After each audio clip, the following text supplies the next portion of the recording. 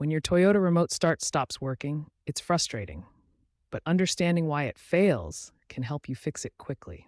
Let's explore the most common reasons your key fob might not be starting your Toyota.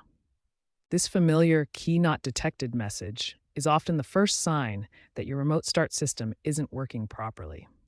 But what's actually happening behind the scenes? Toyota Remote Start works in three simple steps. First, your key fob sends an encrypted signal to the vehicle. Then, the car's computer checks all safety conditions, like door locks and parking brake. Finally, if everything checks out, the engine starts. Research shows that 40% of remote start failures are caused by weak key fob batteries. The second most common issue is being too far from your vehicle. Toyota's system typically works within 80 feet. System desynchronization and extreme weather conditions also cause frequent problems. Different Toyota model years have specific quirks. Models from 2018 to 2023 are particularly sensitive to extreme weather conditions. Meanwhile, 2021 and newer Toyotas have enhanced security protocols that make them more sensitive to interference, and older troubleshooting methods may not work on these newer vehicles. Understanding these common failure points helps you diagnose remote start issues more effectively.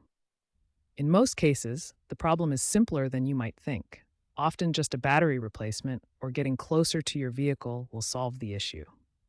The most common fix for Toyota remote start issues is replacing the key fob battery.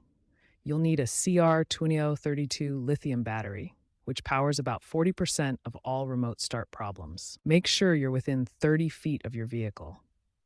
Remote start signals have limited range, and obstacles like walls or other vehicles can interfere with the signal. Use the proper remote start sequence. First, lock all doors using your key fob. Then press and hold the remote start button for 2 to 3 seconds until you see the parking lights flash. If the sequence doesn't work, try resetting your key fob. Remove the battery from your key fob for 30 seconds, then reinstall it. This clears any temporary glitches in the fob's memory. For persistent issues, try reprogramming your key fob. Insert your key and turn it to the on position without starting the engine. Press the lock button on your fob, turn the key to off, and remove it. Repeat this sequence 3 times within 10 seconds. If these troubleshooting steps don't resolve your remote start issue, it may be time to consult a professional. Advanced problems like ECU communication errors or electrical system faults require specialized diagnostic equipment and expertise.